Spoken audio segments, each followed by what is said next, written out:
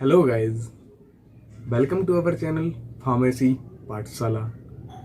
Let's start. Our today's topic is anti-depressant agent. तो आज हम जानेंगे कि भैया एंटी डिप्रेसेंट एजेंट कौन कौन से होते हैं, ठीक है, और इनमें कौन कौन से ड्रग्स आपके यूज़ किए जाते हैं इनको ट्रीट करने के लिए। तो आपके एंटी डिप्रेसेंट एजेंट्स जानने के पहले हम जानेंगे कि डिप्रेशन है क्या, डिप्रेशन को कैसे डिफाइन किया जा सकता है, ठीक है, एक पर्टिकुलर डेफिनेशन डिप्रेशन की क्या होने वाली है, ठीक। सो डिप्रेशन आप जो जनरल लाइफ में जानते हैं या समझते हैं वो डिप्रेशन नहीं होता है। जैसे कि मान के चलिए अगर आपका शॉर्ट टर्म के लिए, ठीक है, आपको थोड़ी बहुत चिंता हुई है ना, तो वो आपका डिप्रेशन में काउंट नहीं हो सकता है। जैसे कि मान के चलिए आप जिस प्रोफेशन से हैं, ठीक है, अगर बात करी जाए आप स्टूडेंट्स हैं, ठीक है, स्टूडेंट्स हैं, और अगर आपका रिजल्ट आया और आप किसी भी एक दो सब्जेक्ट में फेल हो गए, ठीक है, तो ये सोच के आप डिप्रेशन में एक दो दिन तक दुखी रहे, तो ये आपका डिप्रेशन नहीं है, ठीक है। ये क्यों डिप्रेशन नहीं है? क्योंकि डिप्रेशन आपका मोर देन 1 वीक और मोर देन 1 वीक से ज्यादा हो सकता है, ठीक है। अगर किसी चीज के बारे में आप एक ही बात को सोच के बहुत ज्यादा समय तक अपने आप को डिप्रेस्ड या फिर मूड को ठीक नहीं कर पा रहे हो, तो फिर वो आपका डिप्रेशन में काउंट होने वाला है, ठीक है। अगर बात करी जाए डिप्रेशन की, तो डिप्रेशन आपका 2 तरीके का होता है। कौन कौन सा? एक होता है आपका यूनिपोलर और another one is bipolar. Unipolar और बाइपोलर, अब यहाँ पे अब वर्ड आता है भाई यूनिपोलर क्या है और बाइपोलर क्या है। तो as you know that unipolar मतलब एक और बाइपोलर मतलब 2। यूनिपोलर मतलब एक ही तरीके का, ठीक है। तो ये आपका डिप्रेशन कैसा होने वाला है? एक ही तरीके का, ठीक है। अगर आप डिप्रेस्ड हैं तो डिप्रेस्ड ही रहने वाले हैं। बाइपोलर में क्या होता था? आप बाइपोलर में डिप्रेसिव साइकोसिस वाली बातें होती थी कि मतलब आप डिप्रेस भी होते हैं और एक्साइटेड भी हो जाते हैं। अगले ही क्षण आप डिप्रेस होते हो और अगले ही क्षण आप डिप्रेस होने वाले हो। वो क्या है? आपका मूड स्विंगिंग, बाइपोलैरिटी, ठीक है। यहाँ पे क्या है? अगर आप डिप्रेस हैं तो आप डिप्रेस्ड ही बैठे रहने वाले हैं, ठीक है। ये भी आपका फर्दर 2 तरीके का होता है। अगर बात करी जाए आपका एक रिएक्टिव और एक इंडोजीनियस, तो साहब रिएक्टिव क्या है? रिएक्टिव है आपका परिस्थिति के अनुसार आपके मन में, आपके दिमाग में जो आइडियाज, जो इमोशंस आते हैं, ठीक है, उनके बेसिस पे आप कह सकते हैं कि रिएक्टिव डिप्रेशन, ठीक है। तो आपका यूनिपोलर डिप्रेशन 2 तरीके का होने वाला है, ठीक है। एक है अपना रिएक्टिव और another one is endogenous. Reactive क्या है? रिएक्टिव है आपका परिस्थिति के अनुसार डिप्रेशन। कहने का मतलब है कि अगर आपके घर में थोड़ा बहुत ही आपके किसी बड़े भाई को या आपके छोटे भाई को डांट पड़ जाने वाली है, ठीक है, तो उस परिस्थिति को देख के आप अपने आप ही शांत होने वाले होते हैं, क्योंकि अगला टर्न आपका भी हो सकता है। तो आपने क्या दिया? परिस्थिति को जान के या परिस्थिति के हिसाब से अपने आप को ढाला और आप शांति से बैठ गए। ये तो आपका रिएक्टिव होने वाला है। अगर बात करी जाए इंडोजीनियस की, इंडोजीनियस मतलब यहाँ पे आपके ब्रेन में क्या है? केमिकल लोचा, ठीक है। केमिकल लोचा कहने का मतलब आपके ब्रेन में न्यूरोकेमिकल या न्यूरो ह्यूमोरल केमिकल्स का रिलीज है वो अल्टर होने वाला है, ठीक है। आपके ब्रेन में जो एक्साइटेशन लाने वाले न्यूरो ट्रांसमीटर्स या न्यूरोकेमिकल एजेंट्स हैं उनका रिलीज कम होने वाला है, ठीक है, जो क्या कर रहेंगे? इंडोजीनियस यूनिपोलर डिप्रेशन, ठीक। तो ये आपके डिप्रेशन के कुछ टाइप्स थे। अगर बात करी जाए कॉजेज, क्या कॉजेज हैं कि आपको डिप्रेशन आते हैं, तो डिप्रेशन क्या है? Decreased amount of monoamines in your brain. अगर बात करी जाए व्हाट इज मोनोअमाइंस, तो मोनोअमाइंस क्या होने वाले हैं? मोनोअमाइंस का ब्रेन में अमाउंट कम हो जाए, वो क्या है आपका डिप्रेशन। मोनोअमाइंस आपके क्या हो सकते हैं? नॉरएड्रेनालिन, डोपामाइन और सेरोटोनिन, ठीक। These are the monoaminergics.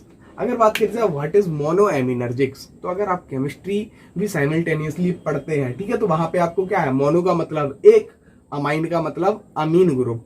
अगर कोई से भी किसी भी एलिफेटिक चेन में अमाइन ग्रुप जुड़ा हुआ है, ठीक है, या किसी भी साइक्लिक चेन में अमाइन ग्रुप जुड़ा हुआ है और उससे आपका कोई सा भी न्यूरोट्रांसमीटर बनता है, वो क्या है? आपके मोनोअमाइंस, ठीक है। तो आपके नॉरएड्रेनालिन, डोपामाइन और सेरोटोनिन, ये क्या है? आपके ब्रेन में एक्साइटेशन लाने वाले हैं। लेकिन इन्हीं का ठीक है, इन्हीं की वजह से आप खेलने वाले, हंसने वाले होते हैं, ठीक है, अपने आप को एनर्जेटिक बनाने वाले होते हैं। बट इनका अमाउंट जब आपके ब्रेन में कम हो जाता है तो आपको क्या होता है, डिप्रेशन आने लग जाता है। ठीक है, यहाँ तो बात थी आपके डिप्रेशन की। अगर बात करी जाए इसके सिम्टम्स की, तो इसके सिम्टम्स भी दो तरीके से आपने क्लासिफाई कर सकते हो। एक तो इनके बेसिस ऑफ इमोशन के बेसिस पे, अगर बात करी जाए आपके ब्रेन या फिर मूड के बेसिस पे, सिम्टम्स क्या क्या होने वाले हैं। सिम्टम्स आपके sadness, loss of confidence and interest, as like hopeless और सुसाइडल थॉट। आपका सैडनेस क्या है, आप किसी चीज के बारे में बहुत ज्यादा दुखी हो जाने वाले, एक ही चीज को सोच सोच के बहुत ज्यादा दुखी हो जाने वाले हैं। उससे आपको क्या इफेक्ट आने वाले हैं आपके ब्रेन में, आपका कॉन्फिडेंट और आपका इंटरेस्ट भी कम हो जाना है किसी पर्टिकुलर चीज में। अगर कहने की बात क्या है, आपने if you are a sport person और आपका भैया जो करंट में जो आपका फॉर्म है वो आपके साथ में नहीं है, ठीक है, अगर बात करी जाए आप एक मैच प्लेयर हैं, ठीक है, आप मैच खेलते हुए, ठीक है, बार बार जल्दी ही आउट हो रहे हैं और अपना परफॉर्मेंस बढ़िया तरीके से नहीं दे पा रहे हैं, ठीक है, तो यहाँ पे क्या है, आपको उस खुद से आया खुद की परफॉर्मेंस से आपको क्या है, बहुत ज्यादा ठेस पहुंचने वाली है, दुख होने वाला है, ठीक है। उसके साथ साथ अगर बात करी जाए ऐसे ही चलता रहे तो आपका फिर कॉन्फिडेंस और आपका इंटरेस्ट भी कम होने लगता है, ठीक है, और ये इसके साथ साथ एट लास्ट आप क्या है, होपलेस हो जाते हैं कि साहब अब हमसे हो ही नहीं पाना, ठीक है, हम लगातार फेल होने के रीजन को आइडेंटिफाई किए बिना ही हम हार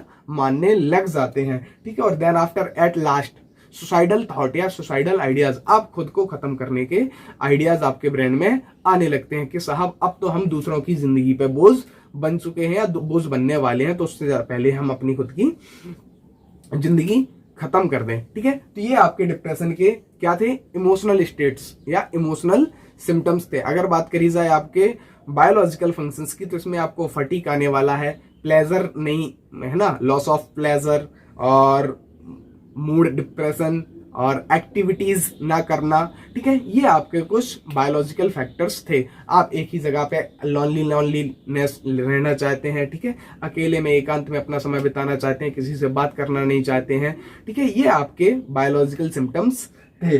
अब अगर बात करी जाए बाइपोलर डिसीजेस या बाइपोलर डिप्रेशन क्या है, तो बाइपोलर डिप्रेशन में क्या है, आप जो एक्साइटेड मूड से डिप्रेसिव मूड की तरफ फौरन ही चले जाते हैं। कहने का मतलब है कि अपन खेल रहे, कूद रहे, ठीक है, और अपन ने भाई किसी से कोई सी भी गलती हो गई तो अपन ने फौरन ही गुस्सा आ गया और अपन एंगर की तरफ चले गए और वहां से आपने क्या हुआ, एक्साइटेड, ठीक है। तो यहाँ पे आपके बाइपोलर में दो चीजें आती हैं, ठीक है, एक तो है आपका मैनिया और अनदर वन इज डिप्रेशन, ठीक है। मैनिया क्या है, मैनिया है आपका मोनोअमाइंस का ओवर सीक्रेशन आपके ब्रेन में, आपके ब्रेन में मोनोअमाइंस का क्या हो जाना है, ओवर सीक्रेशन। ओवर सीक्रेशन होने के बाद में आपको क्या है भाई, एक्साइटेशन आनी है, इंटरेस्ट जागना है आपका, ठीक है, और हाइपर एक्टिविटी। क्योंकि देखो सीक्रेशन इज गुड, अगर बात करी जाए अगर किसी चीज का आपकी बॉडी में नॉर्मल सीक्रेशन होता है तो वो बढ़िया है, बट अगर बात करी जाए ओवर सीक्रेशन की, it is always and always harmful, ठीक है। तो यहाँ पे क्या है, मैनिया में over production of monoamines inside your brain, ठीक है। बट डिप्रेशन में क्या है, डिप्रेशन में आपका डिक्रीज्ड लेवल या decrease amount of monoamines are secreted inside your brain, ठीक है। और यहाँ पे क्या है, आप किसी भी पर्टिकुलर चीज से इंटरेस्ट होने लग जाते हैं, सैड रहने लग जाते हैं और अपने आप को सुसाइडल थॉट्स की तरफ मूव होने लगते हो, ठीक है। तो ये क्या है आपके बाइपोलर में, बाइपोलर को पहले किस नाम से जाना जाता था, मैनिक डिप्रेसिव साइकोसिस। साइकोसिस क्या है, आपका hyper activity of your brain, ठीक। डिप्रेशन क्या है, डिप्रेशन है आपका लोअर सीक्रेशन ऑफ मोनोअमाइंस, ठीक है। और mania is also a bipolar disease, ठीक है, और इसे दूसरे नाम से क्या जाना जाता है, मैनिक डिप्रेसिव इलनेस, ठीक है। ये आपके मूड की ही बीमारियां हैं। अब अगर हमने जाना है साहब कि अपने क्या है, आपके डिप्रेशन में क्या है, मोनोअमाइंस के सीक्रेशन को बढ़ाना है, ठीक है। आपका जो डिप्रेशन है, डिप्रेशन में मोनोअमाइंस के सीक्रेशन आपके ब्रेन में कम होने लगते हैं, दैट्स वाई आपको डिप्रेशन आता है। अब अगर किन्हीं ड्रग्स के यूज से या किसी कारणवश हम मोनोअमाइंस की एक्टिविटीज को आपके ब्रेन में बढ़ा दें तो ये अल्टरनेटिवली डिप्रेशन सही होने वाला है। तो अब हम डिस्कस करेंगे कि what are the agent which are usually used as anti depressant agent. अगर बात करी जाए एंटी डिप्रेसेंट एजेंट्स के क्लासिफिकेशन की, तो यहाँ पे आप पहले ही देख रहे होंगे, ठीक है, रिवर्सिबल माओ ए इनहिबिटर। माओ का मतलब है मोनो अमीनो ऑक्सीडेज ए इनहिबिटर, ठीक है, मोनो अमीनो ऑक्सीडेज, ठीक है। ये मोनो अमीनो ऑक्सीडेज क्या है? Mono amino oxidase is a enzyme which is responsible for oxidation of मोनोअमाइंस।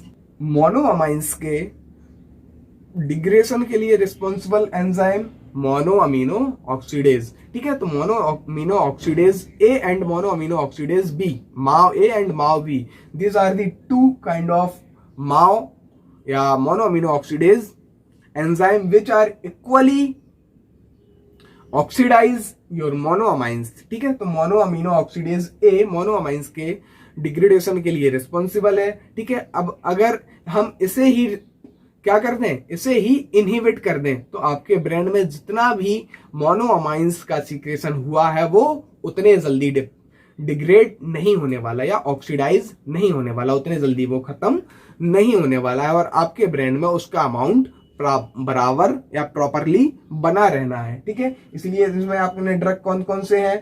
मोक्लोविनमाइड and clorgyline, these are the agent which are usually used as reversibly MAO A inhibitor. यहाँ पे हमने बात करी जा भैया रिवर्सिबली, ठीक है।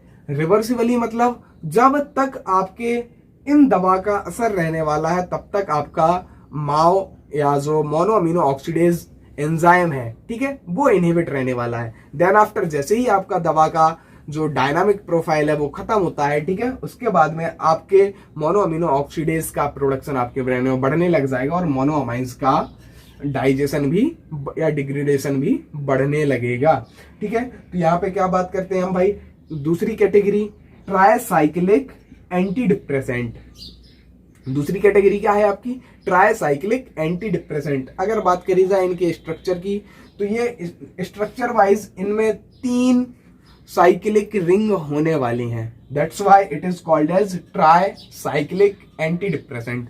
ये ऐसे एंटी डिप्रेसेंट एजेंट हैं जिनके केमिकल स्ट्रक्चर में 3 साइक्लिक रिंग होने वाली हैं, सच लाइक इमिप्रामाइन और एमिट्रिप्टाइलिन, ठीक है। ये कौन कौन इनका काम क्या है आपका? ये काम करने वाले हैं नॉरएड्रेनालिन और सेरोटोनिन के रीअपटेक को इनहिबिट करने वाले।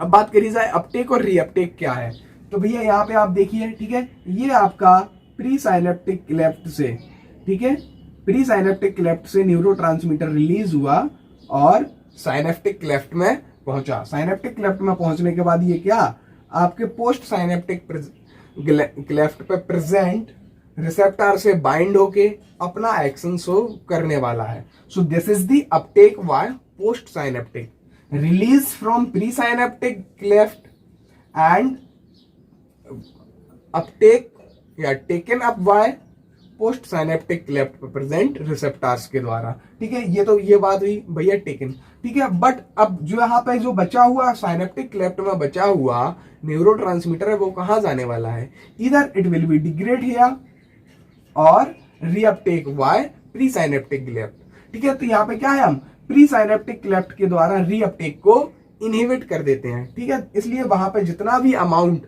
या जितना भी मोनोअमाइंस का या सेरोटोनिन्स या फिर नॉरएड्रेनालिन वहीं पे साइनेप्टिक क्लेफ्ट में ही भरा रहना है, ठीक है। और एज मच रैपिड एज आपके रिसेप्टर से या पोस्ट साइनेप्टिक रिसेप्टर से बाइंड होने वाले होते हैं, ठीक है। तो यहाँ पे क्या है, आप इमिप्रामाइन और एमिट्रिप्टाइलिन ये क्या काम करने वाले हैं आपके? नॉरएड्रेनालिन और सेरोटोनिन को रीअपटेक होने से रोकने वाले हैं। मतलब प्री साइनेप्टिक क्लेफ्ट जिन्होंने अपना न्यूरोकेमिकल क्लेफ्ट में छोड़ा था या जो हार्मोन जो क्लेफ्ट में छोड़ा था वो वापस से फर्दर अपटेक या रीअपटेक करने वाले होते हैं, तो उन्हें रीअपटेक करने से रोकते हैं, ठीक है। अगर बात करी जाए आपके सेरोटोनिन इनहिबिटर्स, ये सॉरी ट्राइसाइक्लिक एंटी डिप्रेसेंट में 2 कैटेगरीज हैं। एक तो अपने देखा अपन ने ये नॉरएड्रेनालिन और सेरोटोनिन रीअपटेक इनहिबिटर, इसमें आपके इमिप्रामाइन और एमिट्रिप्टाइलिन। अगर बात करी जाए कुछ ऐसे ड्रग्स हैं जो सिर्फ और सिर्फ नॉरएड्रेनालिन के रीअपटेक को बस रोकते हैं, जैसे कि डेस्प्रामाइन, एमोक्सापाइन और रोवेक्सेटिन। ठीक है, ये ऐसे एजेंट्स हैं जो क्या करने वाले हैं, आपके प्री साइनेप्टिक क्लेफ्ट के द्वारा रीअपटेक को रोकने वाले हैं। मतलब प्री साइनेप्टिक क्लेफ्ट क्या करता है, साइनेप्टिक क्लेफ्ट में भरे हुए न्यूरोट्रांसमीटर्स को वापस से अपने ऊपर या अपने अंदर एब्जॉर्ब कर लेता है। ठीक है, लेकिन ऐसा रोकने के लिए हम किन ड्रग्स का यूज करते हैं, डेस्प्रामाइन, एमोक्सापाइन और रेवोक्सेटिन। ठीक है, अब बात करिए जाए सेरोटोनिन रीअपटेक इनहिबिटर्स। तो serotonin is also a excitatory neurotransmitter. ठीक है, which causes excitation in your brain. तो ये पे क्या है, reuptake inhibitor. Pre synaptic cleft पे वापस से हमें नहीं जाने देना है। मतलब जो प्री साइनेप्टिक क्लेफ्ट पे प्रेजेंट वेसिकल्स हैं उनमें वापस से न्यूरोट्रांसमीटर भरने नहीं देना है और आपको वो साइनेप्टिक क्लेफ्ट में ही भरा रहे। ठीक है, उसके लिए आपने क्या है, फ्लोक्सेटिन और citalopram. These are the agents which are used as serotonin reuptake inhibitor. ठीक है, और ये all kind of agent worked as reversibly. ठीक है, ये ऐसा नहीं है कि इरिवर्सिबली बाइंड हो, रिवर्सिबली रीअपटेक को इनहिबिट करते हैं। मतलब कहने का ये है कि जब तक दवा का असर रहने वाला है तब तक ही वो अपनी एक्टिविटी शो करने वाले हैं, तब तक ही आपके रीअपटेक को इनहिबिट करने वाले हैं। देन आफ्टर जैसे ही उनका असर खत्म होता है, reuptake process will be initiated. अगर बात करी जाए 5-HT सेरोटोनिन और नॉर, मतलब यहाँ पे आपने देखा हुआ है ट्राइसाइक्लिक एंटी डिप्रेसेंट। ट्राइसाइक्लिक में आपने देखा हुआ है नॉर एड्रिनलिन और सेरोटोनिन। ऐसे ही क्या है, नॉन ट्राइसाइक्लिक, मतलब इनके केमिकल स्ट्रक्चर में 3 साइक्लिक रिंग नहीं होने वाली हैं। ठीक है, वो कौन से आपके एजेंट्स हैं, डुलोक्सेटिन। ठीक है, ये ऐसे duloxetine is a non-tricyclic antidepressant which is usually used as a inhibitor of noradrenaline and serotonin reuptake. ठीक, और बात करी जाए आटिपिकल एंटीडिप्रेसेंट। आटिपिकल एंटीडिप्रेसेंट्स क्या कौन कौन से हैं आपके, मिटाजापाइन, माइनसेरिन और ट्राजोडोन। ठीक है, ये आपके आज के, ठीक है, ये आपके एंटी डिप्रेसेंट एजेंट्स थे और उनका रोल क्या था। ठीक है, if you found that our content was helpful और easy to learn, then subscribe our channel pharmacy Pathshala and hit like for this video and thank you.